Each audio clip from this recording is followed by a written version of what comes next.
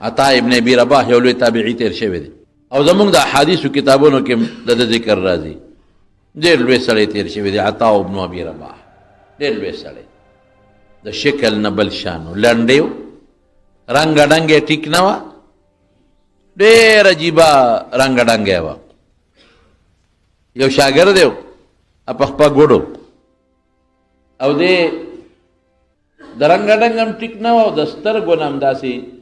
بیکار او سترګو نه به اوبه به یې دی او چوچې غوندې سترګې وې او دا سترګو نه به یې دا څیزونه به یې د بیماري سړی نو بازار ته به چې لاړل نو خلکو به پورې خندل وی استاذ ته مو ګورو شاګرد ته مو ګورو استاد جي سترګو ته وګوره قد ته وګوره او د چخو ته سترګو کې وګوره او شاګرد ګوډ په ټوپونو دي دا شاګرد استاد دی خلکو به خندا پورې کوله یو ځل دې شاګرد ته وایي چې بازار ته تر سره مزه یا ته زه به نه ځم وی ولې وی دا خلک را پورې ټوقې کوي شاګرد ګوډه استاد په سترګو چوچې شاګرد ګوډه د استاد سترګو نه چخې بیږي شاګرد ګوډه استاد داسې بد شکله نو خلک خبرې کوي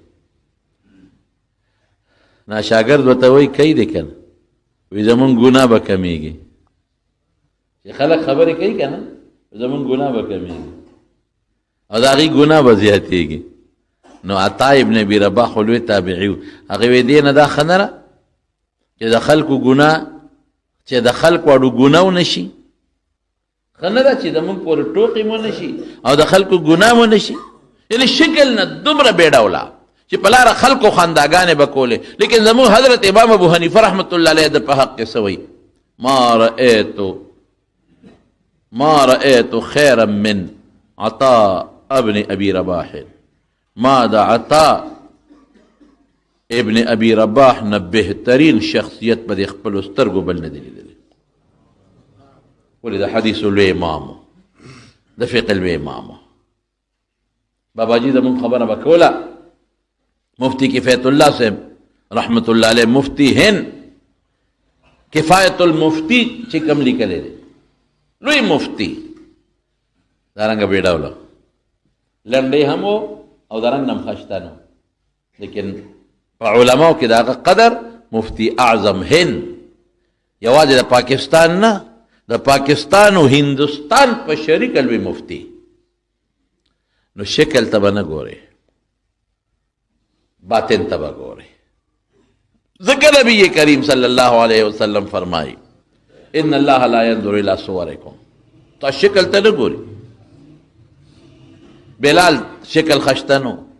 ستا عمل ته نه ګوري ستا صورت ته نه ګوري ستا مال ته نه ګوري عمل ته ګوري ان الله لا ينظر الى صورکم واموالکم ستا مال ته نه ګوري چې د سره ډېر مالدار دی نو دا د خدای په نس غوره دی ستا شکل ته نه ګوري چې دا ښکلی دی نو دا به جنت ته ځي ستا مال ته نه ګوري چې د سره خو سره سپین دی نو جنت ته به ځي دا خو ډېر مالدار دی قارون په شان نو جنت ته به ځي ولکن ینظر الی قلوبکم واعمالکم ستا زړه ته ګوري ستا عمل ته ګوري او بیا عمل هغه چې د الله سره برابر وي د هغې عمل په اړه کې هم ښه جذبه وي بعضې وخت یو سړي هندوانه والي و ډېره ښایسته وي د بره نه خو چې دننه یې پرېږدي او دننه سخی څه ورسره کوي ډېران ته یې غورځوي غوا ته یې غورځوي دننه سخا ده خربوزه والي د پاسه نه ښه مزېدار یو ښه هلی بله پیسې ورکړي شکل ته وګوري شکل ته شکل د خربوزې خو ډېر مزېدار دی خو چې پرېږدي دننه سخی غوا ته یې غورځوي لرې کې بچي ته هله خو جامو نه یې خوا کوئ یا په اوږه روچته کړې وه په اوږه او یا په پلاستیک تیلی کې اچولې وه ولې هلته یې په 300 روپۍ ورکړي دي خو چې دننه یې وکړه دا خوښه جامو نه خوښه ګورې لاله شه په ګز را باندې ونه غورځېږي ډېران باندې وله ولې ظاهر کې خو ښایسته وه مزېداره وه دننه سخا وه نو چې کوم شی ظاهر کې ښایسته وي او دننه سخي رښتیا وایي ته یې قبلی هغه خربوزه راوچته کړي نو د غوږ ته یې ونیسي داسې ویې لقوي نو چې شلق شلق پکې کېږي که نه وي دا نه علم هلکه ډېره مزېداره په 10 روپۍ هم نه علم څه پې کوم او که د پاسه ور باندې څه ناسه خټه مټم پرتی خو دننه خوږی او خشتی رښتیا وایه هغه په ډېرو پیسو اخلي که نه اخلي نو زه خو باطن ته ګورم زه خو د میوې مغز ته ګورم زه خو شکل نه باطن معلومومه نه دادا د باطن خو مونږ ته پته نه لګي دا خو د دې شکل نه مونږ ته پته لګي د دې شکل نه زه باطن معلوموم خو که ما ته پته ولګېدله چې شکل خشته دی او باطن خراب دی بیا نه قبلوم او که دا پته ولګېدله چې د ما دا شکل هم د هندوانې خشته دی او دننه مزېداره ده بیا په ډېرو پیسو قبلوم نو خدای پاکم زما شکل ته ګوري خو د دې شکل سره چې هغه دننه مغز هم مزېداري او چې شکل ډېر خشته او مزېدار انګریز دی جاپانی دی روسی دی استرالیا والا دی جرمنی والا دی شکل ډیر خشته ډیر مزیدار خو دننه مغز کفر دی کفر ډډ دی دننه مغز خا دی نو رب العالمین نه قبلی او که ظاهر کې په هندوانه د پاسه خوره خټه پرته ده خو دننه خوږه ده د بلال ظاهر کې شکل خشته نه دی دننه خوږ دی دننه پکې ایمان پروت دی دننه پکې اخلاق پراته دي نو خدای ته دومره قبول دی چې د بیت الله کله فتح شو د مکې مکرمې فتح په 8 هجري کې شوې ده نو د بیت الله د پاسه ړومبې بانګې په حضرت بلال بیا ویلې دا لوی منقبت دی په بل چا نه دی ویلې بلال ته وایي بانګ به وی الله رسوله ووی بیت الله د پاسه به وی بیت الله د پاسه ودرېدل مکروه دي علما وایي بې ضرورته بیت الله د پاسه به بانګ وی بلال نه وروستو چا تپوس وکړو دا خو لوی سعادت ته میلو شو لوی منقبت او انعام درته میلو شو ستا زړه کې دا تېرېدله چې دا بانګ به په ما وی نه ولې نو ما وی ابوبکر دی عمر شته عثمان شته ډېر حضرت علي شته اکابر صحابه رضوان الله تعالی عنهم اجمعین او زه غریب بس دا خو مکه فتح شو په بیت الله کې لومبي بانګ دی ما غریب او چته دا لیکن حضور پاک کې چې کم عدل او احسان و دا په بل چا کې نو هر چاته به په داسې نظر کتل قسم په خدای صحابه وای هر صحابي وای ما سره د ټولو نه زیاته مینه وه یو صحابي دې تپوس کوي پیغمبر علیه السلام راغی نو حضور پاک ډېره مینه ورکړه ډېره مینه نو هغه وی چې بس زه ورته ډېر خوښ یم او ته الله رسوله انا خیر ام ابو بکر زه غوره یم که ابو بکر وی ابو بکر او خو رانه غوره شو انا خیر ام عمر زه غوره یم که عمر وی عمر انا خیر ام عثمان زه غوره یم که عثمان وی عثمان یاره وی رښتیا وی نبی علیه السلام وی که دا تپوس مې نه وی کړی ډېر به ښه وه ځکه ما په ذهن کې دا وه چې دونه عزت یې زما وکړه چې زه ورته ټولو خلکو نه ګران یم نو پیغمبر مبارک هر چا له مینه ورکوله هر انسان به وي چې ما سره زیاته مینه ده او چې څوک به مخامخ کېدل مسکې به ووته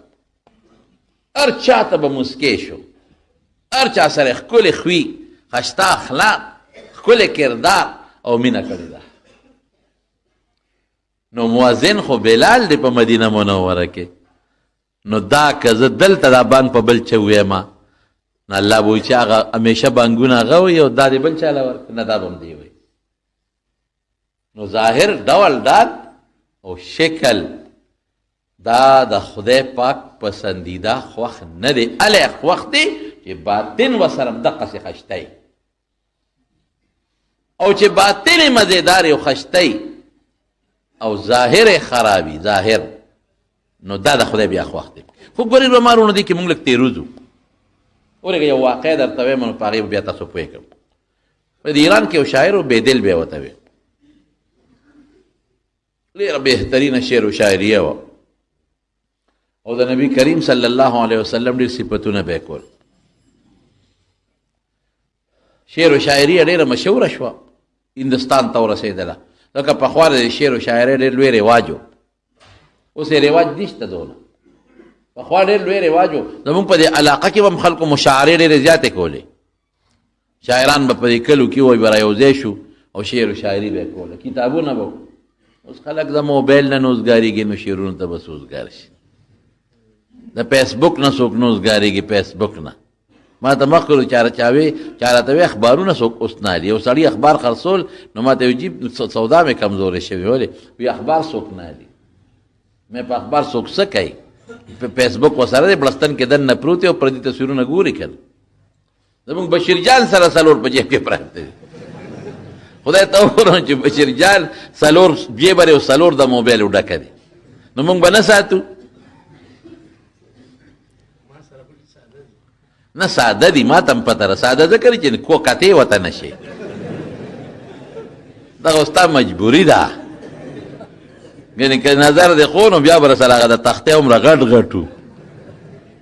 دا ساده ستا مجبوري ده خپل وس دې کړی دی خفه کېږه ما مونږ رښتیا خبره کوو بشیر جان وس دې خپل کړی دی چیزونه دې څلور جیب کې اچولی دي اوس ساده ده که چې تا ته هغه شی ښکاري نه که دا راته ښکارېدی والله چې تا به دومره غټ اغوښتي و چې هغې نه غټ به په پاکستان کې بل نو خو دا خیر تا به هم پې نعتونه اورېدل که نه او د علماو تقریرونه بشیر جان زمونږ زړه ته نږدې دی الله دې ډېر خوشحاله کړي زمونږ کله خوشطبي ورسره کوو د مونږ سره ډېره مینه ده بهر کیف خبره مې دې پورې کوله چې خلک نن هغې نه نوزګارېږي نو شعر و شاعري به څه کوي د شعر و شاعرۍ زمانه واو دې بېدل به او فارسي اوس خو څوک توجه نه ورکوي خو پخوا زمونږ په اسکولونو کې به هم فارسي خلکو خوله زمونږ مدرسو کې به هم باقاعده ګلستان او بوستان دا به د فارسۍ کتابونه ښودلی کېدل اوس خلک اردو زده کوي هغه د فارسۍ زمانه وه ځکه د دین کتابونه اکثر په فارسۍ کې وو د هغې دپاره به خلکو فارسي زده کوله نو بېدل فارسۍ کې د نبي کریم صلی الله علیه وسلم صفتونه دنیا کې مشهور شو هندستان کې یو سړي وي چې یاره دا بېدل ګورم چې دا نظمونه او شعرونه یې دومره ښایسته دي چې دا شکل به یې څونه ښکلي ملاقات له الله د هندستان نه راغی داسې زمونږ په دې پاکستان او داسې په دې بل افغانستان او ایران ته وروړی د بېدل تپوس یې وکړه میلاو شو ورسره چا وی دی کور دی چې راووت او بېدل ته یې وکتل نو بېدل ظاهر شکل بل شانو مخې مکمل صفا او د ویښتو نه ګیره نشته برید نشته مکمل خریلی تپوسو کې بېدل وي زه بېدل یم کړ هغه شاعر بېدل که نه چې نظمونه حقه یم اوهو ته خو دا څنګه شاعر او تا خو دا ګیره خریلی ده د پیغمبر علیه السلام شعرونه هم وی او ریش را می خراشي او ګیره هم خری او ته څه وایي هغه اصلي ټکي دی له راځم او ته وایي وی ریش را می خراشیم یا می تراشیم ولیکن دل مسلمان را نه می تراشیم نه می خراشیم وی ګیره خو خوریم خو د مسلمان زړه نه خریم مسلمان له تکلیف نه ورکو اوس هم ډېر خلک وایي ویړه مې پاک دی ظاهر کې به ښه ګناه کوي غلطي به کوي او که ته ورته وې چې لکه دا ګناه ولې کې مړه وي غله له اعتبار دی زړه پاک دی ملا صاحب نه ویلي چې زړه پاک دی نو زه ورته یم چې زړه دې مونږ ته نه ښکاري خو زړه دې ګند دی زړه دې پاک نه دی دروغ وی خو هغه ځای یادی چې ما ته ښکاري نه زړه دې اسې تاسو نه تپوس کوم لوښي کې چې کم شي وي ابته ساسي که بل شی بته ساسي چې کم لوښي کې غوړي وي هغې نه به غوړي ساسي او چې کم لوښي کې سرکه بته ساسي او که کم لوښي کې موتیا دې پرتې دي موتیا دې بته ساسي دا قانون دی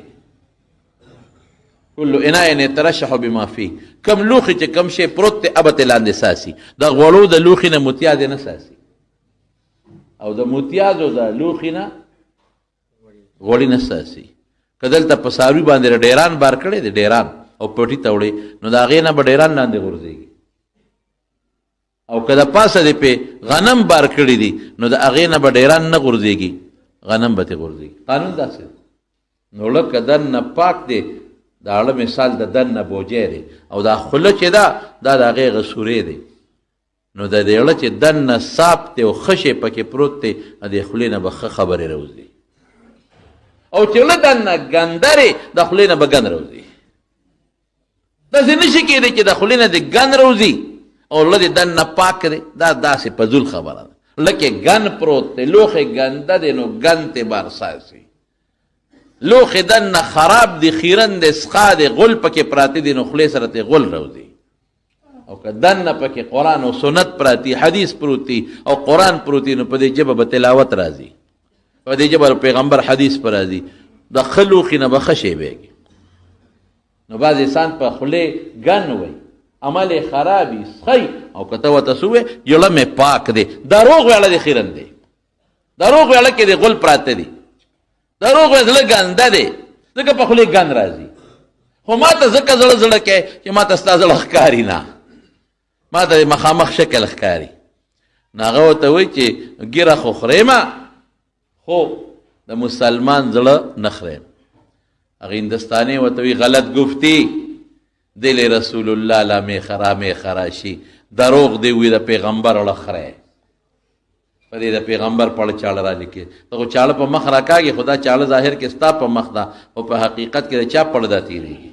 د حضور پاک. نو بعضې وخت کې ظاهر کې که یو سړی ګناه کوي، دې دا نه وایي چې مړه خدای خو ظاهر ته نه ګوري او خدای خوله ته ګوري اوړه مې پاک دی. نه نه، د دې ظاهر ګناه نه دی پته ولګېده چې اړه دې خیرن دی، پاک نه دی. خدای اړه ته ګوري اړه خیرن دی، اړه پاک نه دی. که اړه پاک وي نو بیا به دا ګن ته بار نه رابېده. نو زما د خبرې مقصد دا دی چې نه په مال ده، نه په حسن ده، نه په ډول ډال ده، نه په قد و قامت ده. که د خدای رضا ده نو په چا ده؟ په زړه. او په هغې عمل ده چې اړه ورسره مزېداري، په هغې عمل ده چې اړه ورسره خشتی، په هغې رب العالمین خوشحالېږي. او دې ترغیب نبی کریم صلی الله علیه وسلم ورکړي.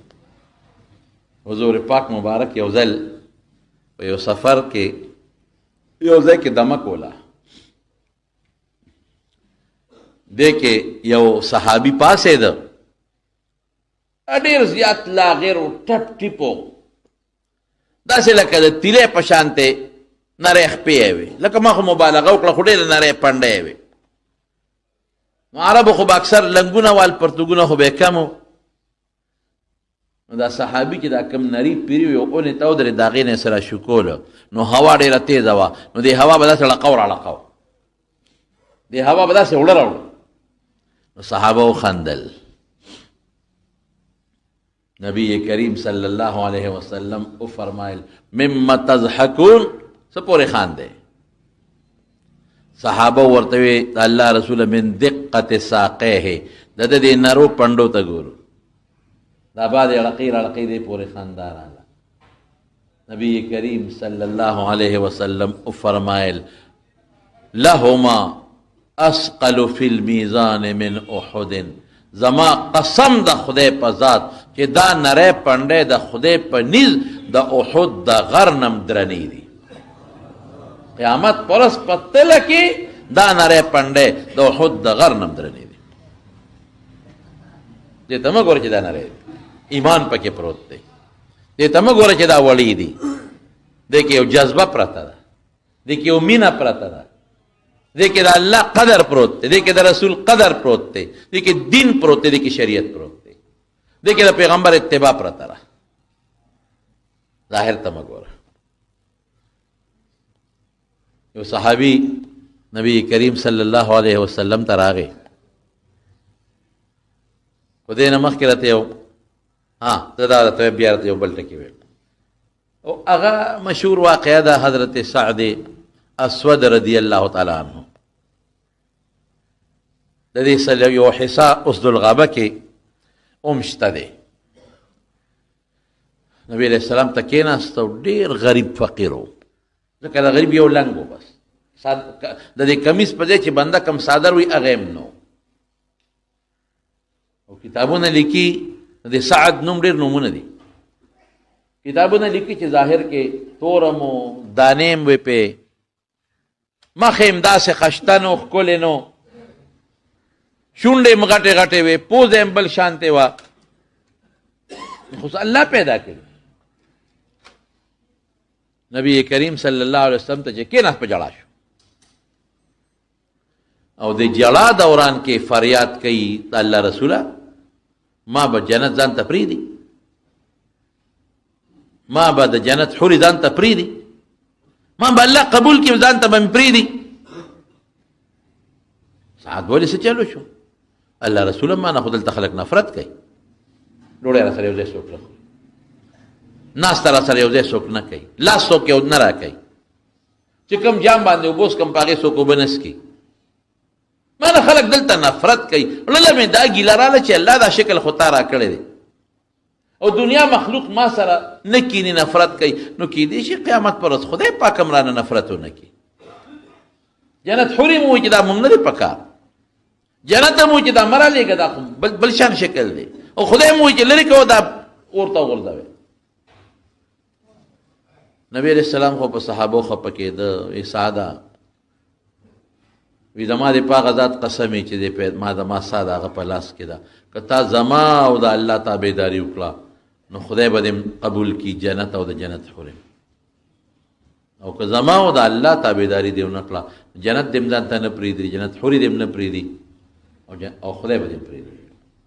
چل څه شوی دی؟ وی صاحب خلک نفرت کوي را اوبه را سره ډوډۍ څوک یو ځای نه خوري، څوک لور خورم نه را کوي. نبی علیہ السلام خو پېښ شو، واده ته د شوق کېږي، ویاو دله انتظام کوم. الله رسول ته د واده انتظام کې ما سره په یو جام څوک اوبه نه څکي، لور به څوک څنګه را کړي؟ صبر کوه. یو صحابي په صحابو کې عمرو ابن وهب رضی الله تعالی عنہ، د هغه لور پیغله وه او حضور پاک له چې چا به لور پیغله شو نو ال به ورته ووي، نو چې هلک به بالغ و نو بس زر به ورې نکاح وکړه. لور یې پیغله وه، دغه یو لور یې وه، نبي علیه السلام ته یې ال ویلی و، درته وی زه ورشه د عمرو ابن وهب لور ده او ما ورته ووایه ورشه هغه دله کور پیغام وله یوسه. چې ورغې دروازې ولا راووت، ستا نوم عمرو ابن وهب دی؟ وی یو. وی ستا لور ده او نبي علیه السلام ته دې ویلې ده پیغله ده؟ وی یو. وی زه یې رالېږلې مغه رشتې ده. هغه چې ده ته وکتل خدای پاکه یوازې تور نه دی که نه، شکل بل شان دی، پوزه، غوږونه، شونډې، سترګې، او یوازې شکل نه غټ غټ داغونه دي پې، دانې دي پې. خدای د معلول به د سره څنګه ګزاره کوي؟ دا حضور پاک را لېږلی دی. ورېږه صبر کوه. ښځې سره یې مشوره وکړه، وی ډېره ښه چې نبي علیه السلام را لېږلی دی. وی نه هلک لږ غوندې وګوره، چې چوندې کې وکتل هغې باندې ځان له وارخطی را. خدای اوس پیغمبر مبارک هم نشو خفه کولی، او دا خو د جینۍ د واده قابل د سره به زمونږ لور خور جون سنګ تېری لور یاره به داسې وکړه څه طریقې سره دی واپس کا او لاړ شه حضور پاک ته به مونږ فریاد وکړو چې زمونږ لور له بل څوک وګوري، د سره زمونږ لور ګزاره نشي کولی. غریب یې واپس کړه، لور یې په کور کې دننه دا خبرې واورېدې. مور یې څه باس دی؟ وی دا بچې تالی او رشته نبي علیه السلام را لېږلې وه خو مونږ واپس کړه. ولې مو واپس کړه مورې؟ نو بچې هغه ته هغه سره جور نشي تېرولی، څه چل دی پکې؟ نو د هغه تک تور دی، غریبي خو یې په خپل ځای د یو لنګ غریبوالی دی، سپلی هم نشته، څادر هم نشته، او رنګ هم تور دی، او وجود هم بل شانتی دی، شکل هم بدل، دانې هم دی پې. نو مونږ وایو چې ته ورسره ګزاره نشي کولی، امو واپس کړه، هغه له دې بل څوک وګوري، تا له بل څوک پیدا کړي. جنۍ ورته وي اله مورې شابه شابه زر یې واپس کې، شابه شابه ای لورې ته ورته وګورئ نه ګورم ورته. قسم په خدای چې د کم خاون انتخاب ما له د دواړو جهانو سردار کړی دی، اما له د ډېرو ښکلو ښکلو خاوندانو نه ښکلی دی. زه ورسره ژوند تېروم چې رسول الله مبارک مال یو خاوند ګوري او تاسو یې واپس کوئ. هلاله شابه شابه بچې مونږ خو ستا دپاره وې، مونږ خو د پیغمبر مبارک نه قربان. سړی واپس کوي، بس شو کار. راغی نبی علیہ السلام ته لوی صاحب کار وشو، وی مهر به ورکې. وی مهر څه ته وایي؟ واده کې او مهر نه پېژنې؟ ښځې له به څه شی ورکوي؟ وی صاحب ما سره څه دي؟ نو نبی علیہ السلام هم د صحابو دپاره داسې و لکه پلار د بچو دپاره. 3 صحابې ورته وښول، حضرت عبدالرحمن ابن عوف، حضرت عثمان، غالبا حضرت علی. وی دی له ورشه او ما ورته یاد کا چې دله پیسې درکړي 200 درهم. یو صحابي سره 2 کور وي، دا یو کور روزګار دی که نه؟ وي دا رده شو، وي سیف شو، کور هم شو. 600 درهم یې راوړل،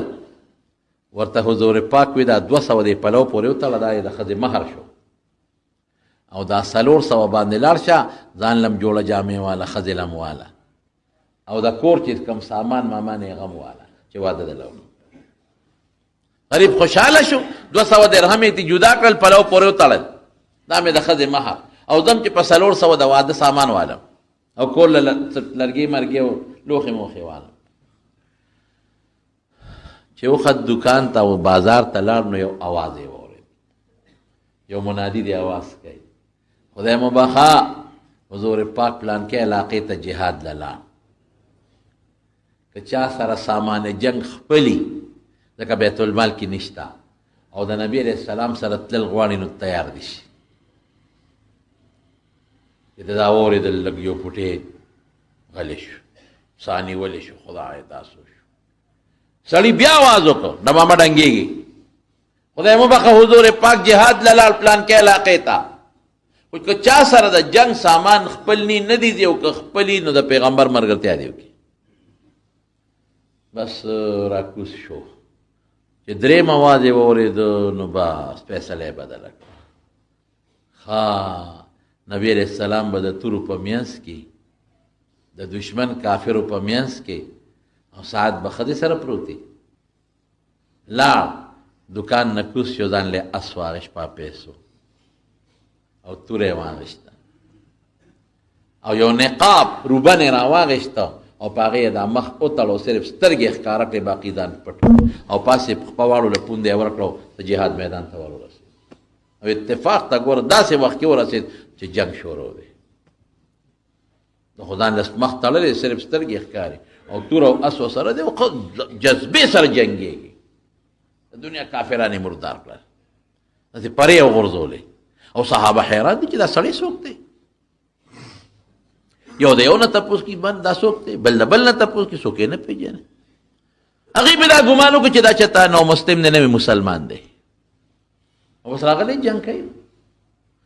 حضور پاک دی او صحابي ورغې او د خوشحالۍ نه وي الله رسوله یو سړی راغلی دی خو نو مسلم دی، مونږ یې نه پېژنو، او مخ یې تړلی دی، صرف سترګې ښکاري. ډېر لوی مجاهد دی صاحب، بلا جهاد یې وکړ، بلا کافران یې مردار کړل. وی کم یو دی؟ دغه وخت کې د په یو کافر باندې لاس اوچت کړی، غزار یې کو، نو دا څادر یې د لاس نه ښکته شوی، د لاس یې ښکارېده. وی هغه مخامخ لاس چې یې ښکاري، د چې حضور پاک وکتل، وایي دا خو هغه تور لاس دی، نه خو هغه دانو والا لاس ښکارېږي، اوهو دا خو سعد دی. دغه جوړ واده ما په واده لولېږي چې سامان د واده والا د جوړ په هغې د سامان جنګ اخېستی دی. تاسو ورشئ تپوس ته وکړئ. حضرت علي صاحب ورمنډه کړئ، هلکه د سعد حضور پاک وي تپوس ته وکړه، بیا خو جواب خامخا به ورکو، سر یې وړکو سعد دی. نبی علیہ السلام لراغی الله رسول همغه دی، هغه هر څه یې پرېښودل، لکه حضرت حنظله رضی الله عنه چې دی، هر څه یې پرېښودل او دې پسې راغی. دې وخت کې جنګ کې مړی کېږي نو یو کافر سره په غزار شو، هغه ووو چې وی وو اسې مو لګېد او دا غریبه مو لګېد، اسې هلته پرېوته او دې بل طرف ته پرېوته او د وینو دا لښتې ته روان شو، خاورو کې لیت پیت. قسم دې حضور پاک ورمنډه کړی او چې ورغې دې یې راوچت کړ او دقسې دې سینې پورې جوخت ونیو. دې غریب خو د سکت نه دی، په توره والې شوي دي، وینې ته روانې دي، شوړ پوړ دی، او حضور پاک په خپل مبارک لاس ته خاورې وینې پاکوي، په خپل مبارک صادر ته خاورې وینې پاکوي او دې سینې پورې جوخت نیولې دی دقسې. او دې هغه وخت کې اواز کوي، الله رسوله جنت به میدان ته پرېږدي، الله رسوله خدای به میدان ته پرېږدي، الله رسوله د جنت حورې به مې قبول کړي، ځان ته به مې پرېږدي. او رسول الله مبارک پته سوی، اے سعدا زما دې په هغه ذات قسمی کې زما ساده چا په لار کې ده، د خدای په دربار کې بدله زه ګوی کوم، تا به خدای ځان ته قبول کی، جنت به دې ځان ته پرېږدي، جنت حورې به دې ځان ته پرېږدي. دا خبرې حضور پاک وکړې او دې زړه ته یې داسې کلکه رانیولې دی او دې کې د دې غریب نه د حضور پاک په غیږ کې ساه لاړه، غیږ کې دې ساه لاړه. زه ویمه ویم داسې به څوک ما ته ثابت نه کي، یو صحابي، یو مشر صحابي چې د هغه نه ساه د حضور پاک په غیږ کې وځي.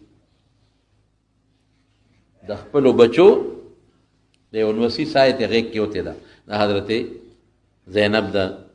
څه ورته ویل کېږي د بچي یا څوک ابراهیم هم یادوي خو پردو کې چا څوک نشي ثابتولی دا ولې د دې غریب پړه کې دا پرته وه چې ماله خو خدای شکل را کړی دی او ما نه خلک د دې شکل د وجې نفرت کوي نو الله ورته ښوله چې غم یې مه کوه سا به دنه په داسې غېږ کې وباسم چې د عرش لاندې به د هغې نه بهترینه غېږه بله نه وي ځنکدن به دې په داسې غېږه کې چې د هغې نه بهترینه غېږه به بله نه وي او داسې شخصیت به دې ځنکدن کې قبلی کې د هغه نه لوی شخصیت به بل نه وي او داسې شخصیت باندې به دې دا خورې او دا وینې پاکومه چې د هغه نه بهترین شخصیت به بل نه وي دا ارمان به دې رجو چې حضور پاک دا خبره وکړه نو دې کې وخندل او مخې بل طرف ته واړه او صحابو ته راشه دا ورور موچت کې دا والے نو حضور پاک غمجن او هغه وخت سره غږ ونه کړ صحابو دې اوچت کړ نو وروسته ته چا تپوس وکړ الله رسوله دا خو د خندا مقام نو چې ته وخندل او دا مخ دې بل طرف ته ولې واړه واقعي د خندا مقام نو خو چې ما قسم وخوړه چې زه به دله ګوی کوم نو الله زما قسم رښتونی کو ما یو حوره ولیدله د جنت نه را روانه و زما د حوض کوثر اوبې دله رازغلولې نو زه خوشحاله شوم خندا ذکر شکر دې خدایا چې زما قسم دې رښتونی کړ او ما له حیا راله نو ما مخ ځکه بل طرف ته واړه ان الله لا ينظر الى صوركم واموالكم ولكن ينظر الى قلوبكم واعمالكم شکل کا هر څنګه یې بیډولې دې ته نفرت بنه کې د مسلمان نه کرکه بنه کې د مسلمان نه او مال ته بنه پسخېږي د مسلمان لا تمدن عينيك الى ما متعنا به ازواج منه زهرة الحياة الدنيا دا پردو بنگلو ته مه ګوره امو چې د غټه بنگله د نو خدای ته وخت مالې ورکړي او د بلډینګانو ته مه ګوره د دنیا د ډول ډال ته چې خدای وایي ما سره کم شی دی به درکوم به د دې نه ډېر بهتري امام ابو حنیفه رحمت الله علیه یو ځل په لار روان یو سپی ډېر بد شکله و ډېر بد شکله و نو امام صاحب ته نفرت وکړو او دا خاص شکل د دې سپي سپي ورته ګویا شو یا په زبان قال یا په زبان حال سپي ورته ګویا شو څه وایي او امام صاحب تیر وته ما پورې خان دی دا شکل ما ځان له جوړ کړی دی که دا ماله الله را کړی دی اوهو که زما اختیار وي نو ما به ځان سپي جوړو یره واقعي چې یو بلډینګ چا جوړ کو خلک بلډینګ صفت کوي دا د هغه جوړونکي ګلکار صفتي او چې یو بلډینګ ښه نو خلک چې د هغې بد وایي نو دا د دې خښتو بد نه د چا بد دي د هغه جوړونکي ټیکه ده اوهو ښه بلډینګ نو دا کم شکل چې ته بد وی دا شکل چا جوړ کړی دی الله دا د الله بد دی وی او چې دا شکل صفت ته وکړه دا شکل چا جوړ کړی الله د الله صفت ته وکړه دا د حضور پاک صفت دا چې عیاب نو چا کې به عیبونه نه رستل او چې چاله دې پیغور ورکه حضور پاک فرمایي د ترمذی شریف حدیث ته چې قیامت اله به مري چې دغه شی در کې خدای پیدا کړي چې په کم دی بل پیغور ورکه سترګې نشته خو خدای ته اغشته دي یوې نشته نو خو خدای ته اغشته رنگ یې تور دی نو خو خدای ورکړی دی سترګې کږي دي نو خو خدای کږې کړی دی قدې لنډې دی نو خو خدای لنډې کړی دی قدې اوږد دی نو خو خدای پیدا کړی دی نو ته د خدای په کارونو کې ګوتې ولې وې ولې الله نه پوهېده څه نو یو به د مسلمان عیبونه نه راوباسې که فاسق فاجر دی نو ورشه پوهه که چې دا کار مه کوه او که غلطه عقیده او عمل او اخلاق یې خورېږي په خلکو کې نو بیا خلکو ته هغه غلطه عقیده عمل اخلاق وښایه چې خلک ته ځان وساتي ایبونه ونه راوباسو قاطعا په دې الله خفه کېږي. ظاهر ډول ډال ته مو ګورئ، جنۍ به ډېره خشته وکړي، ښکلې به وي، ظاهر ډول ډال به ډېر مزېداري، خو دننه به غولي، څه به پکې؟ دننه به بېدینه وي، دننه به بې پردې وي، دننه به بدعمله وي، څه پکې؟ او که ظاهر ډول ډال ښه او دننه پکې ایمان او اخلاق پکې وي، مونځ کوي، کور دې پرې رڼا ده، د دې نه بهتره بله نشته. جنۍ دې هلک له ورکړه، هلک ظاهر کې ډېر ښایسته دی، ډېر ښکلی دی، خو بېدینه دی، بد اخلاقه دی، بلا ورپسې وله. او که ظاهر کې ډول ډال نشته خو دننه پکې دین شته او ایمان شته، دا ټول نه بهتره خبره ده. یو بزرګ یو دغه مرید او پخوا خو به دا خلکو وینځې ساتلي او وینځې وه.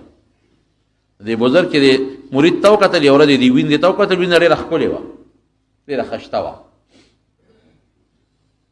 نو بس دې پې عاشق غوندې شو. هغه وی دا څه په بلا وړېدو، دا وینځه خو زمونږ وینځه او دا خو د ده په نظر کې ورته ګوري او وینځې ته یې ورېږه، اوس علاج یې پکار دی. هغې یې دارو ورکړل د دستونو، یو خاص ځای ورته خو هلته به اودس ماتی، متیا دې به هغه ټټی کې بل ځای به نه کې. وینځه غریبه لاړه، خو چې سوړه دې تېرې کړه وجود یې بل شان شو، دستونه پې ولګېدل وجود یې هغسې پاتې نه شو، څښا شو، چپړ شو، بین به ته مرید لار کې ناست وي، وینځې ورشه په ده ورشه، خوا کې ورسره تېره شه، لاس هم وله ورکړه. او بیا ما ته ووایه چې دې څه وایي؟ او وینځه وایي خوا کې ورلم چې داسې ودې رانه مخ بل طرف ته واړه، راته یې وکتل، و چې ما ته یې وکتل بل خوا، ما وله لاس ورکړ، دیکې رکړه خو چې څښا بینده نه ځي، بیختې وته ځان نینځې دی، څښا مخ ته دې وګوره، څښا بینده نه ځي. پیر صاحب چې هغه دغه مرید وینځې تالو وي، دا چلې وګوه اواز کوي ورته راشه، وي دا ولې دې نفرت وکړه؟ ولې دا دیکه دې ولې ورکړه؟ وي دا څښا شکل ته وګوره، پین تېزي، یا بل خو چې په لاره تلن وکتل دې ورته،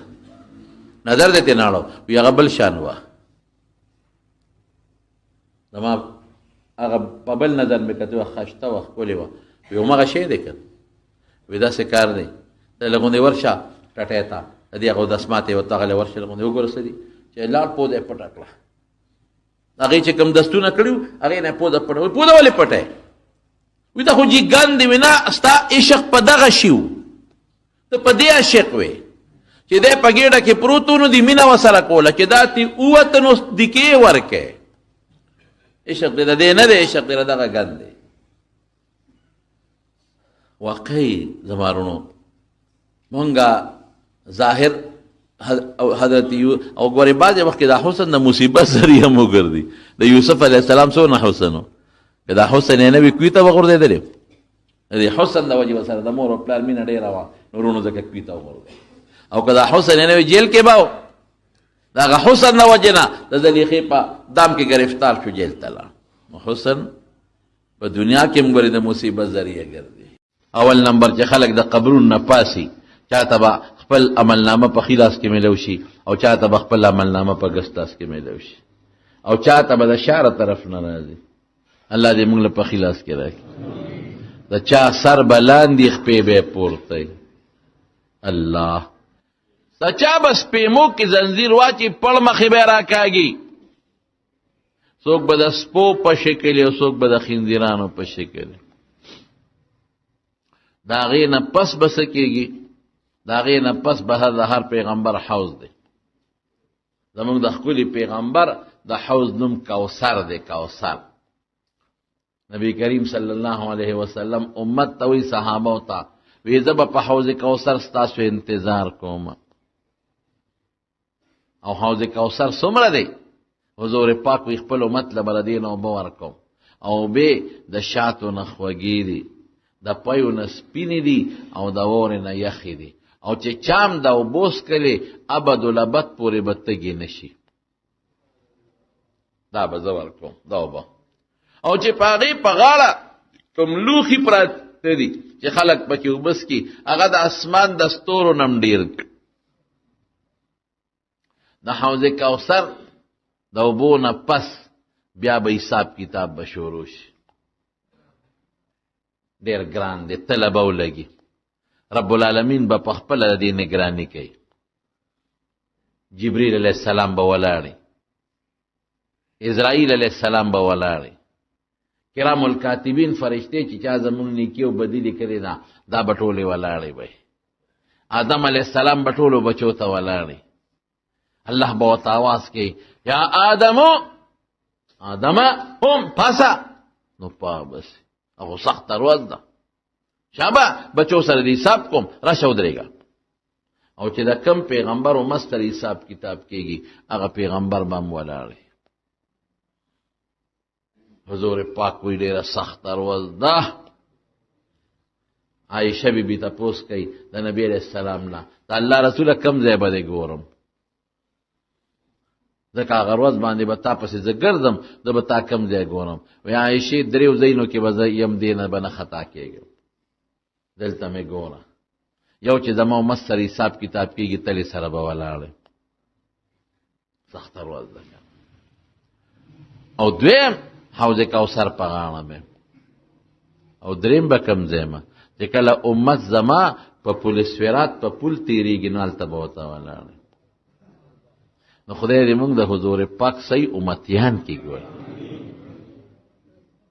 چې صحیح امتیان شو دا سخت خطرناک ورځ لومبي حساب کتاب بچا سره کېږي زموږ د حضور پاک امت سره نبی علیہ السلام فرمایي موږ اخر کې راغلی یو خو حساب کتاب به موږ سره ټول نه مخکې کېږي او جنت ته به هم د ټولو نه مخکې موږ داخلېږو وی په پولیس فرات چې پوری ځو زه به د جنت حلقه هغه کړی وي په دروازه کې به وټنګو نو دننه نو فرشته آواز راکړي څوک یې نو زه به ورته خپل نوم والم چې زه محمد و امته صلی الله علیه وسلم چې محمد او د هغه امت دی نو یې فوراً به دروازه کولو کې او یې راته به وایي چې بکه امرتو هم ستا متعلق ما ته د الله نه اډر شوی دی چې لومبې دی راشي داخل شي وردن نشي نو بیا به نور خلک ور پرېږدي حالانکه آدم علیہ السلام ابراهیم علیہ السلام موسی علیہ السلام عیسی علیہ السلام شعیب علیہ السلام ایوب علیہ السلام یونس علیہ السلام دا ټول زموږ نه مخکې تیر شوي او هغه پیغمبران او امتونه به زموږ نه وروستو جنت ته ځي موږ به مخکې ځو الحمدلله تله څومره ده چې حساب کتاب پې کوي نو حضرت داود علیہ السلام یو ځل د الله نه تپوس وی الله دا تله راته وښایه نو الله ورته تله وښوله نو چې وی ښوله نو بېهوشه پرېوت نو چې کله هوش کې راغی نو جړلې نو څه وایي وی الله هغه خو دومره غټه وه که دا اوه اسمانونه او اوه ځمکې پکې واچې نو په یو پوټیني ګوټ کې به یې ځای شي نو خدای دا به زمونږ په عمل څنګه ډکېږي رب العالمین ورته وفرمیل ای داوده چې زه وغواړم نو په یو کجوره یم ډکولی شم حدیث پاک کې راځي چې څوک د خدای د رضا دپاره یوه کجوره خیراتي ورکړي نو دا به الله د احد د غر عمره غټه کړي خو چې اخلاص پکې څومره ډېرې خیرات صدقه چې کوې د زړه د اخلاص نه کوې دې کې اخلاص ډېر زیات دي نو د هغې برکتونه او فایدې بیا ډېرې زیات دي نو ثقیلتان فی المیزان او لومبي حساب یو حدیث کې راځي وین کان فیه کلاما خو بهر کې چې حضور پاک ته امت سره حساب کتاب کېږي نو پیغمبر مبارک ته به الله آواز وکړي یو کس بخپله را مخکې کړه شروع کوم شروع به کله کېږي خو ډېره ګرانه خبره نبی علیہ السلام به پریشانۍ دی وخت چې خدای زه څوک ور مخکې کړم حساب کتاب خو آسان کار نه دی من نوقش عذبه من حوسب عذبه دا خو آسان کار نه دی دا خو که الله پاک دنه ته به ما 100 کاله حجونه کړي دي او 100 کاله مې عمرې هم کړي دي او 100 کاله مې جهادونه هم کړي دي او 100 کاله مې روجې هم نیولې دي او خدای پاک وي مړه دا سترګې خو ما در کړی دا پوزه لاس ما در کړو دا مینه د عبادت خو د لما پړه کې اچولې وه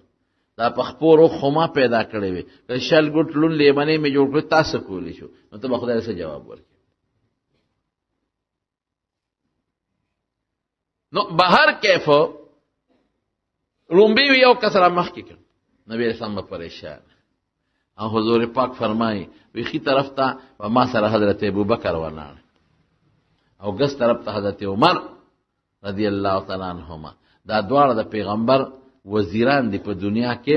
او په آخرت کې. نو د حضرت ابوبکر لاس په ونیسم. ابوبکر اور مخکې شه چې د حساب لومبې ستانه شروع شي او به چغې کې او به په ژړا شي چې خدای الله رسول داسې کې ما مه کوه دا عمر دی عثمان علي دا یو کس ور مخکې کا ولې دا خو لومبې امتحان دی او که پکې زه ناکام شوم نو ستا د امتم بدنامي راله او زه به م غرق شم. جاړي به چغې به وایي ما مخکې کوه او حضور پاک به هم دې وخت کې پریشانې جاړي به ابه د مټه نیسي چې نه تانه شروع کو ابه لاس راکاږي ما مخکې کوه دا طاقت ځان کې نه وینم. دی چې په دې جګړه وي او په دې جړاګانې وي د الله د طرف نه به یو اواز وشي محبوبه تا نه خفه کوم او تا دروغجن کوم هم نه. تا په دنیا کې نوم لومبې د ابوبکر اغشتی دی ابوبکر فی الجنه چې ابوبکر به جنت ته ځي. میرټ کې دا په اول نمبر لومبې نوم دی د جنت د دا اغشتی دی. نو تا نه دروغجن کوم دی د سره حساب نه کوم دی بې حسابه بې کتابه جنت ته ځي. دا لس کسه خو پکې دي دا مبشرین بالجنت صحابه ټول مبشر بالجنت دي خو د دې لسو کسو نومونه نبی علیہ السلام په یو مجلس کې اغشتی دي. ابوبکر فی الجنه ابوبکر به جنت ته ځي. عمر فی الجنه عمر جنتی دی. عثمان فی الجنه عثمان جنتی دی. علی فی الجنه علی جنتی دی. زبیر بن العوام فی الجنه حضرت زبیر جنتی دی. سعد بن ابی وقاص فی الجنه سعد بن ابی وقاص په جنت ته ځي. عبد الرحمن بن عوف فی الجنه عبد الرحمن بن عوف. سعید بن عمرو بن نفیل دی بم په جنت ته ځي. طلحه بن عبد الله دا لس کسان دا مبشرین. سعد بن ابی وقاص عبد الرحمن بن عوف لس کسان دا نمونه په یو مجلس کې غشتي دي. او یا زره کسان دا به بغیر د حساب او کتاب نه جنت ته دي. هغه الله ته پته چې هغه یا زره کسان به څوک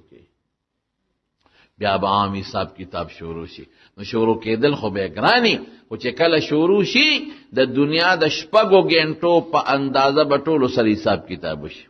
نیمه ورځ دا دوه خبرې د تخیم ورځ سخته ده او وزن خطرناک دی. پیغمبران به وایي نفسی نفسی جاړي به هر سړی به د خپل بچی نه او د ښځې نه او بچی د پلار نه منډې وایي څوک به نه پکارېږي. نو حضور پاک وایي دوه خبرې دي الله ته ډېرې خوښې دي په جمع اسانې دي په تله کې درنې دي. دوه خبرې کم دي سبحان الله وبحمده او بل دی سبحان الله العظیم. تاسو ته یادې دي که نه؟ چاته نی یادې کې ها سبحان الله وبحمده وایو سبحان الله العظیم. ها او د دې معنا څه ده؟ سبحان الله الله د هر عیب نه پاک دی. تمره ښکلې معنا لري. دې لازمي معنا خدای پاک کې عیب نشته. مونږ کې عیبونه شته. مونږ له مرض راځي خدای بیماریږي نه. مونږ له مرګ راځي الله له مرګ نه راځي. مونږ له ټینشن پریشانی راځي الله له ټینشن پریشانی نه راځي. مونږ له خوب راځي خدای له خوب نه راځي. زه ډوډۍ ته وږې کېږم خدای وږې کېږي نه. زه تږې کېږم خدای له تنده نه راځي. زه خواهشاتو ته محتاج یم الله شهوت او خواهشاتو ته محتاج نه دی. زه خوب ته محتاج یم خدای خوب ته محتاج نه دی. زه بچو ته محتاج یم خدای بچو ته محتاج نه دی. زه مال ته محتاج یم الله مال ته محتاج نه دی. زه خیرنېږم خدای خیرنېږي نار وخت ښکلې خشته دی. ما باندې څښا بوی ځي الله نه بوی نه ځي ښکلې خوشبویه دی. چې څومره عیبونه دي د هغې نه خدای پاک پاک دی. وبحمده سمانا چې څومره ښکلي صفتونه دي دا ټول خدای له مناسب دي. علم خدای ډېر لوی عالم دی. د خدای عمره علم بل چا سره نشته او خدای ډېر ښکلی دی. د امنوم له ښکلي بل څوک نشته. مخلوق له حسن ورکوي په خپله به څومره ښکلي دي. ان الله جمیل یحب الجمال. خدای پاک د ډېر لوی قدرت او طاقت خاوند دی. یو ماشي له طاقت ورکوي یو ماشي نه. دا چې کم په دې ملک یو قسم ماشه راګړ شي بیا حکومت سره ملاج نه ډینګي وایرس یو ماشه ګډ ماشه د وردن نه د نمرود پس پیما کې او په غر کې نه د خدای سولې طاقت د خدای لیدل داسې لیدل کوي چې پزمکه کې دنه دا پوټي ذراتي قسم دې زمیدار دانه غردي وته راغونډې کا وته پته نه لګي بیا او خدای ته د دې تخمونو د نرو تخمونو پته ده اوازونه اوریدل مونږ نورو د میګو اوازونه اوري د ماشو اوازونه اوریدل لیدل علم قدرت طاقت د خدای ډېر لوی صفاتونه نو بحمده سمانا چې څومره ښکلي صفاتونه دي دا ټول د خدای دي خدای په ښکلي صفاتونو موصوف دی بیا وی سبحان الله دو ځله دی پکې چې خدای پاک د هر عیب نه پاک دی العظیم بیا وی عظیم ډېر لوی دی په ذات کې لوی دی په صفاتو کې لوی دی د خدای په شان صفاتونه د بل چا نشته په افعالو کې هم سر نه لري د خدای په شان کارونه بل څوک نشي کولی نو ګوره معنی خشته ده او په دې خدای ډېر خوشحالي کې چې دا سبحان ورته وي یو ځل بی فاطمه رضی الله تعالی عنها علی سے بوتوی علی فاطمه ته پیغمبر علیه السلام لمریان او غلامان راغلي دي ورشه یو ته وغواړه لکه هغې به میچن په خپله تاوله دا جرند خو په مدینه منوره کې نه وي نه جرندې وې پکې او نه د بجلۍ مشینونه او نه بجلي وه نو خلکو په میچن باندې غنم وړول زمونږ په دې وطن کې هم په خوار کور کره میچن وه مونږ کره خپله په دې زوړ کور کې میچن وه میچن به تاوله نو یو لاس یې غوټې شي د میچن د لاس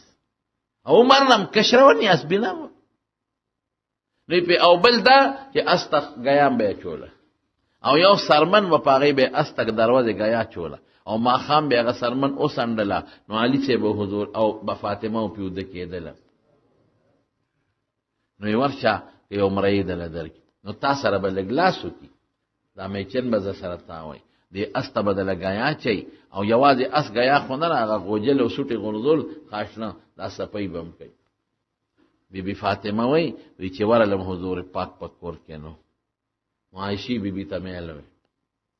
وی پیغمبر علیه السلام چې کور ته راغی نو بیا هغې وتعالی نو منکر راغی وی چې راغی قد اخذنا مزاج مونږ بلاستو علي او زه مونږ پاسېدو یې مه پاسې نو زما د علي صاحب په دې میاس کې کېناسته او خپې اوږده کړله فاطمې بچي څنګه راغلی وی نو دا شرمې دغه ګې ونه حیا وه پکې نو علي صاحب ورته وی د الله رسول دا ما در لېږلې وه زه خبر شیم چې تاله چا مریان را لېږلي دي نو مې دې له به یو مریې ورکړي نو په دې به لږه راته راشي میچن په خپله تاوی لاسونو کې غوټې دي جارو په خپله وی جامې ټول د خاورو نه ډکې شي او دا غوجلې غرزول د اس او دا خدمت حضور پاک راته وی چې بچې فاطمه یو خشي د ته نه خیمه د دې نه خشي د خادم او د غلام نه او خادم غلامان راغلي دي خو بچې د بدر د شهیدانو بچی ستانه زیات مستحق دي او د احد د شهیدانو بچی ستانه زیات مستحق دي نو ډېرې ښځې کونډې پاتې شوي دي په جهادونو کې او بچی یتیمانان دي نو بچی هغې له به ورکړو که حضور پاک کې چې کوم انصاف و یو خشي راته نخیم خشي څه دی ادا چې 33 کرته د مانځه نه پس سبحان الله وایه وردا سبحان پکې راغی 33 کرته الحمدلله وایه او 34 کرته الله اکبر وایه دا تخت د خادم نه تعالی د خدای په نس ډېر غوره دی څه مطلب کوس خادم در کم ته په خوشاله شي د دې اجر چې په قیامت کې تعالی خدای څومره درکوي د خادم نو په زیات حالت خوشاله بیا شکر دې چې خادم نو او دا کلمات را ته خودلی شوی دي ثواب ډېر دی یا خادم قدر کموته ذات کې او څومره ثواب دی کېږي د دې خبرو په وینا د خادم د آزادولو نه تعالی خدای زیات ثواب درکوي یو درې وجې نورې شته خو طالبانو سره تعلق لري نو ګوره د دې کې سبحان الله راغی الحمدلله بحمده پکې راغی او دا عظیم د الله اکبر معنا ورکوي دا به وایو ښه حضرت یوسف علیه السلام د زلیخې سره اوسېده نو خو ښکلی حضور پاک وی نیم حسن خدای ورکړی نو زلیخه پې مینه شوه نو زلیخې وی یو جال یو پې جوړومه چې داسې طریقه جوړه کړم چې دې زه په خپل لاس کې راګیر کړم او دا ګناه ته وباسم نو د محلې ګڼې دروازې وې ټولې بندې کړې دا ګورې سواق منګړت قصې نه ده قرآن شریف کې الله فرمایي چې بندې کړې یوسف علیه السلام یې په خپله خاصه کوټه کې راغوښته او دروازې بندې کړې او ځان یې ورته خشته کړې ښکلې یوسف علیه السلام راګیري په دام کې ورته وی یوسفه دا سترګې خو دې ډېرې خشته دي وی خو د ټولو نه مخکې به دا پټېږي وی دا وجود دې ډېر ښکلی دی لاسونه خپې وی دا به د ټولو نه مخکې خاورو سره جنګېږي او خاورې کېږي به وی مخ دې ډېر خشته دی وی دا کې به چینجي کېږي او دوړېږي به خو پوه شوه چې زما دې خبرو خو پسې اثر ونه اخیره کې ته مطالبه وکړه قرآن شریف کې الله فرمایي وغلقت الابواب وقالت هیت لک راځه ومعاذ الله قال معاذ الله انه ربي احسن مثوایا دا خدای نه امن غواړم د خدای په ذات ګناه وکړم ما له خدای چې ښکلی شکل راکړه نو دا په ګناه کې استعمال کړم دا خو خدای راکړه نو په دې ښکلی شکل چې الله یو نعمت راکړه دا نعمت په د خدای دشمنۍ کې ولګو دا څه کوم دا خو لیونتوب دی یو جینۍ له خدای ښکلی شکل ورکړه نو دا به په ګناه کې استعمالوي دا خدای ورکړی او ښکلی شکل سړي له خدای ورکړه نو ګناه به پې کوي دا به دنوالي او داسې به دنوالي چې توبې به بیا وباسي بیا به څه کوي یو ګرده د لفیل کې یو ویله کې د له کینسر پیدا کړي یو زړه رګ د لبن کې بیا به څه کوي خدای سره نو دا وجود د خدای نعمت دی دا به د خدای په رضا کې استعمالوي د خدای په دشمنۍ کې نه مال د خدای نعمت دی دا خدای تعالی زوس یو نعمت درکم او ته د ما دشمن لوړې ده به خوشحالېږم که خفه کېږم نو دا مال عزت شکل د خدای نعمت دی چا راکړی دی الله نو دا به د خدای دشمنۍ کې استعمالوم که د خدای په رضا کې نو یوسف علیه السلام هغې وی سوال نه پیدا کېږي دروازه مې جرنده کړې ده ګناه به خامخا کې یوسف علیه السلام منډې کړې قصه مې کړې ده بهر کې چې منډې کړې دا ورپسې ده چې بار اوتل چمن کې د زلیخې خاوند ناست دی او ورسره دنیا خلک کار روزګار نه راغلي چې کار روزګار نه راغلي دي زلیخه خو شرمېده چې خدای حیا خو مې خاوند ته لاړ نو زلیخه هوښیاره وه فوراً الزام په یوسف ولګاو وی دا د دې یوسف ما ته لاس راواچو ما ورپسې رامنډه ووانه خو رانه وتښتېد او خدای ورسره دا امداد وکړه چې په کومه دروازه به ته جرنده دروازه به ورته خدای کولاوله او نیغ بار ووت یو پروتوکول ولا خدای دغه ځای م ورکړه لکه پولیس فوج چې چاته دروازه کولاوي خپل افسر چې بانو ورته وی دا هغه غریب خدای لاس یې م راواچو تېره هم تښتېدم او چورلټ ملزم هم زه شوم ملزم وی دا دې ما ته لاس اچولی یو ښځې سره ماشوم بچي و د مور پی راول وشهد شاهد من اهلها ان كان قميصه قد من قبل فصدقت وهو من الكاذبين وان كان قميصه قد من دبر فكذبت وهو من الصادقين وی د یوسف قمیص وګوره که مخ نشلیدلی نو دې دروغجن دی ښځه رښتونې ده ځکه دې پې ورته هغې ته ځان خلاصاو او که شا نشلیدلی نو بیا دا ښځه دروغجنه ده هغې را ټینګو دې ته تښتېده او دې رښتونې دی نو که بل چا دا خبره کړې وي نو خلکو به نه ومنلې خو چې ماشوم وکړه د تی نو بس پته ولګېده د تی ماشوم له خو خدای دا ګویایي ورکړه نو چې ویې کتل کمیس یې شا نشلیدلی وی غلطي دې وکړه زلیخې دا غلطي ټوله ستا ده او یوسف ته وی بس په دې کاڼه کې یوسف علیه السلام وروسته بیا خدای بادشاه که چې بادشاه شو علاقه کې قات راغلی نو خلک به راتلل او غلبه یې غوښتله قرآن شریف کې ذکر شته نو یو هلک راغی حضرت یوسف علیه السلام ته وی ما له غله را نو چټې وله ولیکه لکه دا کنټرول یو افسر یې غلي کل کوي ورغې غله یې وړه دا هلک په دویمه درېیمه بیا راغی ما له غله را بیا وله چټ ولیکه ورې وړه دا هلک بیا راغی یوسف علیه السلام ورته ویل لکه دا خو د کنټرول غله ده او دا خو مونږ په قدر د حاجت ورکوو چې چاته تکلیف او ضرورت وي روزانه راسې وړئ څه کې هغه هلک ورته وایي یوسف بادشاه سلامت ولیکه او که راله نه لیکې او تعارف مې رسره وکړه ځان مې راته وښه ګورې دا ټول سټور به راله راکې بیا دا ته څه وې تعارف وکړه ته څوک یې ټول ستور د ټولې دنیا مخلوق غریبانان خلک کونډې یتیمان تاله څنګه ولیکم وی که مې ځان وخو ټول به اوس راکې ته څوک یې هلکه زما غرونو کې څه څوک یې وی زه څوک یم وی زه هغه ماشوم یم چې د مور سینه مې پرېښوده او تاله مې صفی کړې ده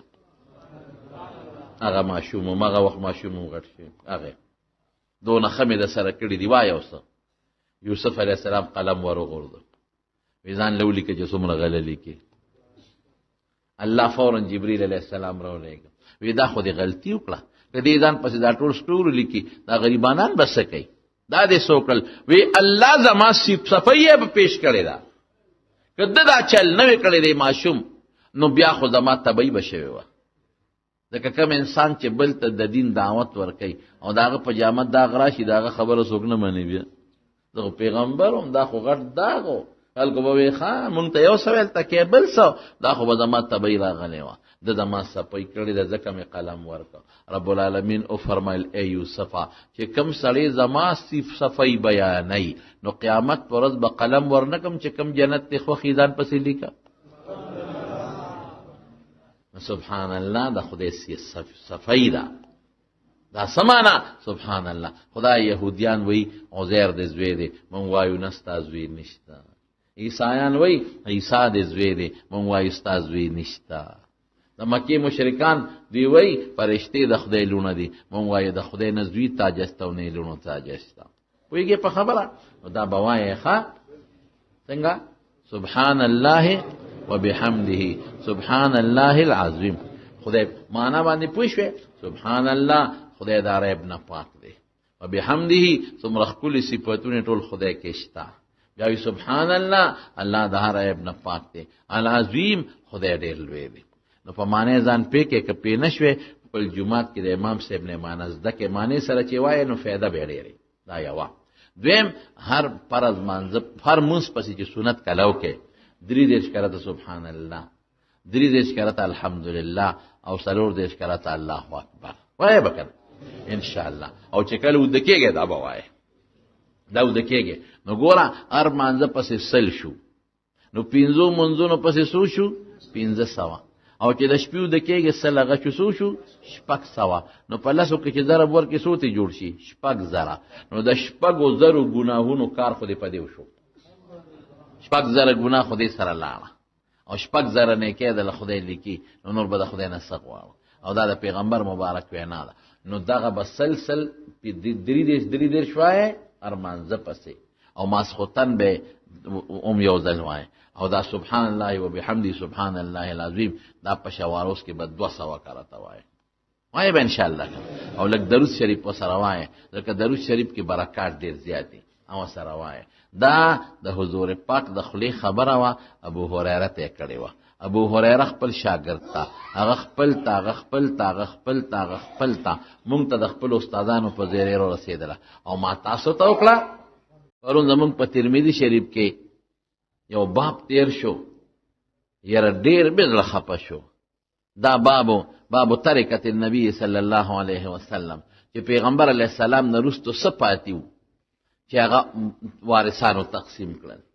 څه شی پاتې نو ما طالبانو ته وی مې 2 خبرې یو خو حضور پاک فرمایلا نورس زمونږ نه به میراث نه منتقل کیږي د پیغمبر مال به وارثان نه تقسیمای ما ترکنا صدقه زمونږ نه چې رستو سپاتې شو هغه د بیت المال صدقه ده نو یو خو پیغمبر پابندی لګولې ده چې د ما مال به بچو ته وارثانو ته لونو ته خزو ته بالکل نه پاتې کیږي تربورانو ته دا د بیت المال او ما وی دویم تاسو ګوره چې د رسول الله مبارک غوندې عظیم شخصیت داغه غوندې لوی حیثیت والا شخصیت داغه نه پاتې سو نه ته زمکه پاتې ده نه ته جیدات پاتې ده څه پاتې دي چې سپاتیو نو هغه صحابه ځان سره سنبال کړي د برکت ته پاره یو ته کندول پاتیو کندول جام د لرګي جام او هغه مات شویو نو د پتار باندې تړلیو د سپینو زرو پتار لکه په خوا بدلته د جامونه مات شو نو سړی به په دې کوڅو کې ګرځیده نو ابه ټانکا کول پیاله به هم ګنډلې او ټانکا کولې به نو د لرګي جام ام ټانکا الله بل ته څه پاتې دي، بل ته سپلی پاتې دي، یو جوړه کېړی ته پاتې دي. هم حضرت انس سره وي برکت تپاره او خلکو ته به یې ښولې وي دا زما د محبوب پیغمبر سپلی دی. 2 ګوتمې مې پکې دا ګروت کې چې ورکوي نو یو سپلی پاتې شي، یو 2 ته صادره پاتې دي. څه صادرونه؟ عایشې بیبي به خلکو ته خول وي دا هغه صادر دي چې دې کې د ما د محبوب روح قبض شوی دی. او اسینګ صادرونه غټ ډبل او ټوټې ورته لګېدلې، نه ته واسکټ پاتې دی نه ته بنین پاتې دی. دغه څیزونه د حضور پاک نه پاتې دي. یو قچره پاتې وه، قچره دا ولا د ایلی بادشاه په تحفه کې را لېږلې وه، او چې حضور پاک وفات شو قچره څه شوه؟ اچا واغشته، هغه نیغه لاړه او په مدینه منوره کې یو کوی کې ځان وروغورځو، سر یې ښکته که خپې پاتې. د دواړو جهانو د سردار نه پس په ما څوک سورلی کوي؟ یو ته زغره پاتې ده چې جنگ کې بنده اچوي، هغه زغره څه شوه؟ الله اکبر، هغه یو یهودي سره په اوربشو کې ګاڼه کړې وه او خپلو بیبیانو له یې قرض اوربشې راوړې چې دا زغره ځان سره کېده چې بیا پیسې در نه کم دان له به خیر دې خرڅه کې، نو قرض یې ته اوربشې راوړې. توره بل صحابي سره پاتې ده، د سر د ویښته مبارک کې سر یې خریلی دی، هغه صحابو سره پاتې دي. یو ګوته پاتې وه، مهر به یې پې لګاو، هغه حضرت ابوبکر واغېسته، مهر د پاره استعمالو. نو د حضور پاک نه څه پاتې دي؟ دی مرض وفات کې عایشې صدیقې ته وایي عایشې وی دری کې هغه سره زر چاروړو پراته دي، وی دې څه کړل؟ وی سیب پراته دي، وی خیرات کا. هلک په دې نه خوشحالېږي چې زما ښځه ښکلې کالي واچوي، زما ښځه ښه خشته ښکلې والی واچوي، امیل واچوي، بنګړي واچوي، نه خوشحالېږي. هغه خیرات کا. نو چې بې هوشه شو، نو چې هوش کې راغی عایشې وی هغه زرو سره دې څو کړل؟ وی د الله رسوله تاخ کې پراته دي، وی تا ته ما نه وی چې خیرات کا. الله شابه بیا بې هوشه شو. چې بیا په هوش کې راغی وی عایشې هغه زر دې څه کړله؟ وی د الله رسوله پراته دي، تا ته ما ونه وی وی د الله رسوله ستا نه پاسېدی نشم، تا له مې ډډه در کړې ده، تا له تکلیف دې پاسېدی نشم. وی عایشې زر پاسه خیرات کا. څه دې خیال دې په پیغمبر چې دې خدای لذیو کور کې دې سره زر پراتی؟ عجیبه جون، عجیبه زندگی. او هغه شخصیت چې په ټول مخلوق کې خدای ته نیازبین، په ټول مخلوق کې خدای ته خوښ، په ټول مخلوق کې خدای ته مقرب، دا د حضور پاک جون. دا ته ابو هريره زده کړی دي. نو حضرت ابو هريره رضی الله تعالی عنہ وی ډیر اوږې شوم، درک نه لګید. د جومات نه بار وتم، په هغه لار کې کېناستم چې په هغې به صحابه ډېر تلل. وی حضرت ابوبکر صدیق پې تېر شو، ما ته د یو آیت تپوس وکړو. وی دا آیت ما ته ښه معلوم و، خو دې کې مې دا غرض و چې دې به ما کور ته بوځي، ما ته به وګوري، کور ته به بوځي نو یو نوړی ډوډۍ به راباندې وخوري. سوال خو نه شم کولی. وی نیغ تېر شو سیمونه. بیا حضرت عمر را تېر شو، هغه له مې اواز ورکړه عمره دا یو آیت راته وښایه. وی خراله راته دی به ما ته وګوري، عرفم دو او د ما د شکل رنگ ته وګوري چې دا سړی خو د پاسېدو نه دی، دومره وږی دی، کور ته به مې بوځي ډوډۍ به راباندې وخوري. وی هم تېر شو، څونه هغې کرا. لیکن نبی کریم صلی الله علیه وسلم را چې ما ته وکتل، وی ابو هریره، ما وی راځه د یو بیبي کور ته یې بوتلم. چې هلته وردن نه شو، نو بیبي نه یې تپوس وکړو څه شته؟ هغې ورته یو ګاونډی یو جام پی راوړی دی. وی ما ته ابو هریره ورشه او صفه ده جومات کې یو چبوتره وته، طالبان به پکې حضور پاک ته ناستو، دین به یې تېز زده کړه. صحابه ورشه او صفه کې چې څومره ملګري دي ټولو ته اواز کوي چې تاسو د پیغمبر مبارک میلمانه یې. یاره ویړه کې ګیله من شو. وی ما وی چې خدای دا یو جام او صفه کې خو او یو نه 300 پورې کسان ناست دي، دا به د هغوی څنګه کېږي؟ او بیا په دیم پویم چې د حضور پاک عادت دو چې چا به ویش کوه هغه به اخره کې شیخ خوړو نو په ما خو به ویشي نو چې په مې ویشي زه خو به اخره کې سکمه نو دې کې به څه پاتې خو یاره وي د پیغمبر د خبرې د منلو نه بل چاره مې نه وه چې راته وی اواز کا وی لاړم صفې والا ته مې اواز که چې راشئ د حضور پاک میلمانه یې وی ټول رالل وی چې رالل وی حلقه جوړه کې ټول کېناستل وی ما ته وی ورکه ښي طرف نه شروع کا یو له مې جام ورکه خو ډېر ګیله منوم چې د خدای پیغمبره اوږې خوځېمه د ګرځېدو نیمه او دا خو زما یوازې نه کېږي زما تابوس کړو دا دومره خلک دي چې راوغوښتل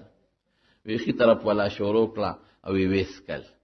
جام یې راکه وی بل له ورکه وی بل اوسکل وی جام یې ماله راکه وی پیغمبر مبارک په پکې اواز کو چې ښه د مړې خېټې اسکې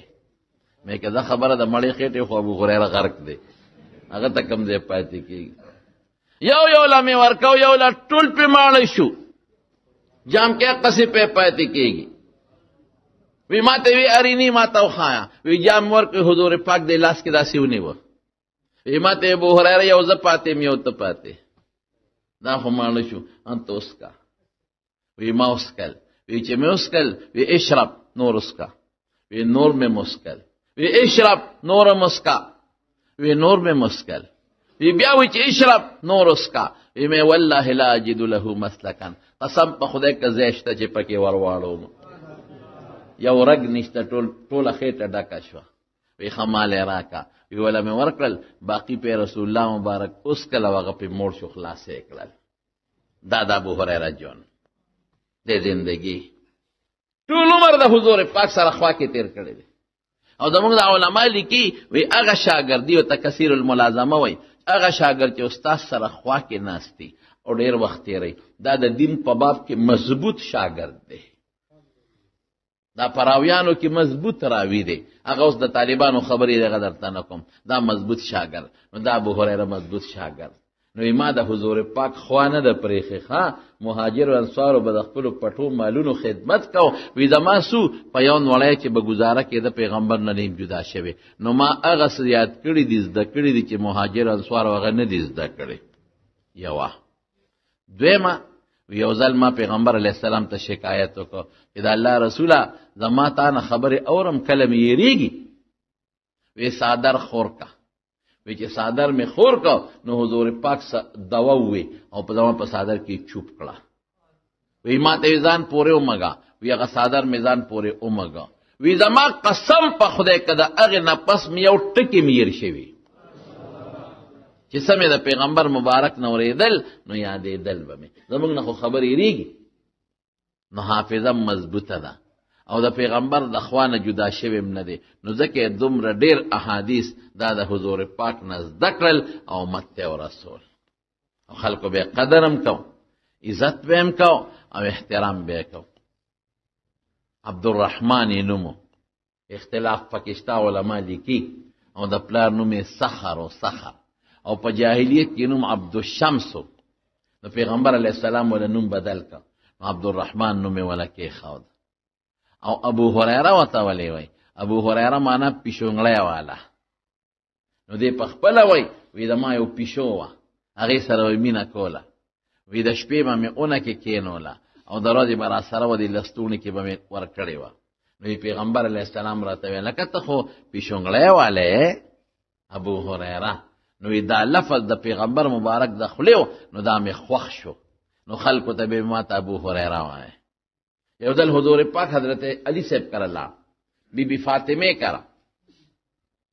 غرمه وه چې څنګه ورغې نو علي صاحب کور کې نو فاطمه ته وی بچې ملګری دې څه شو وی د الله رسوله ما سره جنګ وکړ نو بار ووته ما سره غرمه تېره نه کړه بار لاړ نو نبی علیه السلام چاته ورشئ علي وګورئ نا صحابي راغی وی صاحب په جومات کې په خاورو پروت دی د دیوال سوري ته وده دی نو نبی علیہ السلام راغی او په خپلو مبارکو لاسو یې خاورې سندلې او ته قم ابا تراب قم ابا تراب ای خاوروالا پاسا ای خاوروالا پاسا نو را پاسېده نو علي صاحب به وی ما ته به د نن نه پس ابو تراب وایه خاوروالا وی ځکه دا چې د ښکلي محبوب پیغمبر د خولې نه ماته وتی دی نو په دې به صحابه خوشحالېدل نو 15,300 څلور او یا احادیث لږ د عادت کې بعض علما لږ اختلاف کوي او مشهور هم داسې ده 15,300 او یا احادیث د پیغمبر مبارک امت ته رسول دي او دا یو حدیث ته په شلګونو په سلګونو مسلې روزي نو دومره د مسلو نه ډک حدیث د امت ته رسول دا څومره لوی خبره ده تر اوسه پورې نوم په ډېر خیر او په برکت یادېږي او په حدیثو هر کتاب کې د نوم راځي او تر قیامت پورې به د دې حدیثو د برکت د نوم ان شاء الله جمع دی وي نو دا ابو هريره صاحب وی حضور پاک او فرمایل وی دوه خبره حبیبتان الی الرحمن دا خدای ته ډېرې خوښې دي دوه خبرې د خدای ډېرې خوښې دي د خدای ولې خوښې دي دا دوه خبرې یو د خدای صفاتونه دي او د الله خپل صفت خوښي ولې د موستانی خوښه چې د موستا څوک صفت کوي نو موږ په خوشاليږي نو د خدایم چې څوک صفت کوي نو الله په خوشاليږي او د الله ډېرې خوښې دي خپل صفت یې ولې خوښ دي زما صفت کې دوه نقصان دي یو زما د صفاتونه زما خپل نه دي زما الله را کړی دي او غشتي هم شي دا څه ده کنه او د الله صفاتونه د الله خپل ذاتی دي بل چا نه دی ورکړي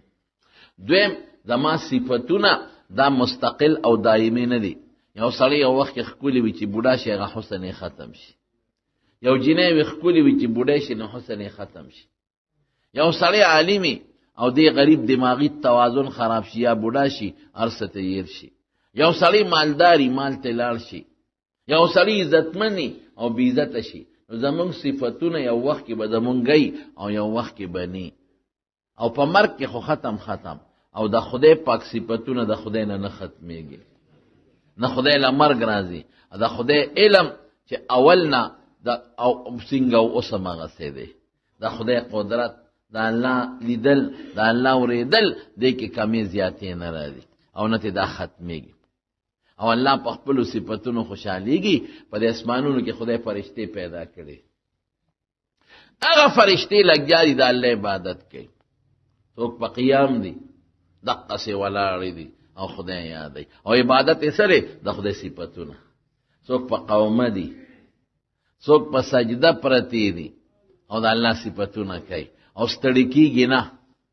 فرشتو کې ستړي نه راځي په مونږ کې راځي په هغه کې نه راځي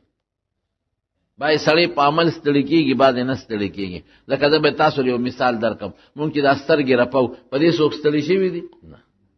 د سترګې پر پولو څوک ستړي کیږي د قرنګ فرشتي چې خپل کارونه کوي نو هغه په دقه سي نستړي کیږي لکه مونږ چې د سترګو پر پولو نستړي کیږي دا فرشتي خدای کله پیدا کړی دي دا الله ته پته ده او چې اسمانونه پیدا شو نو فرشتي په اسمانونو کې لګیا دي او د خدای پاک عبادت کوي او چې کله قیامت راشي دا فرشتي به سرونه اوچت کی څوک به په قیامي سر به اوچت کی څوک به په قومي دقه سي ډوړې ته عزت نشته او بوته عزت نشته ستړي کیږي نه خدای ته شهوت نه لري ګناه نه کوي د ګناه نه پاک شیطان نشته نفس نشته یو شان د خدای عبادت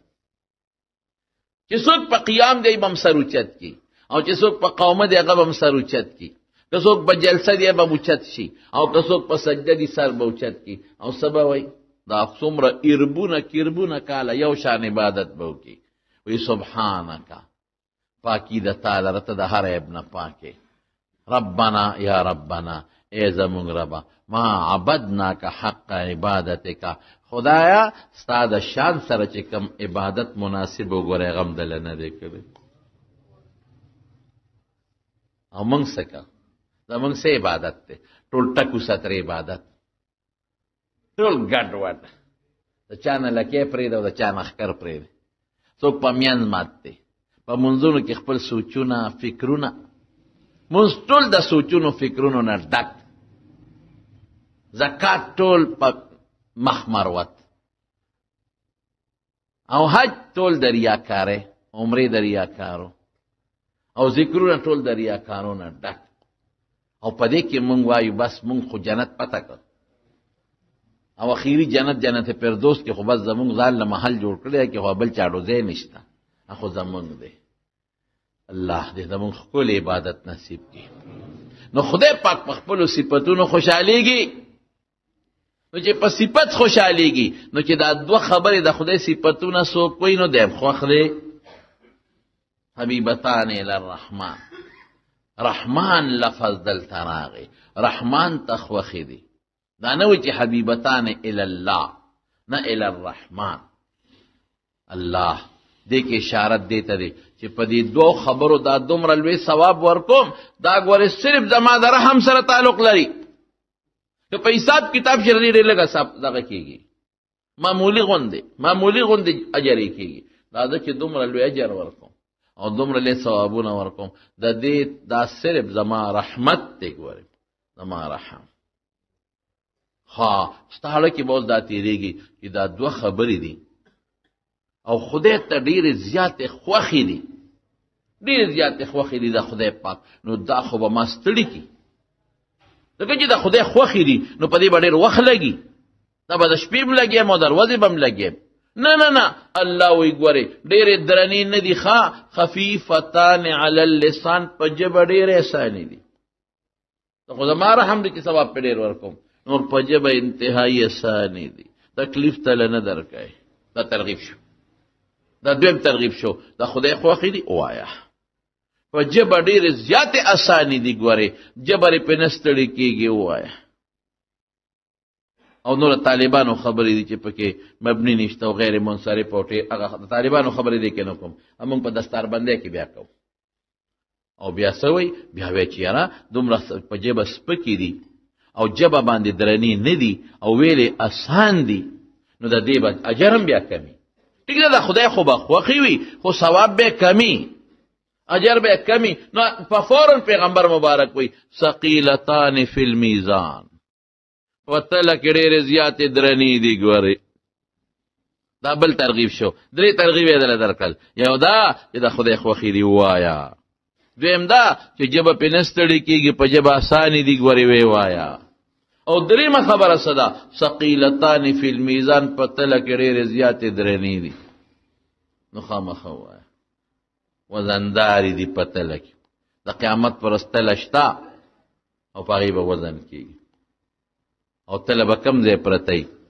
پل ته مخامخ چې موږ ورته پل صراط وایو.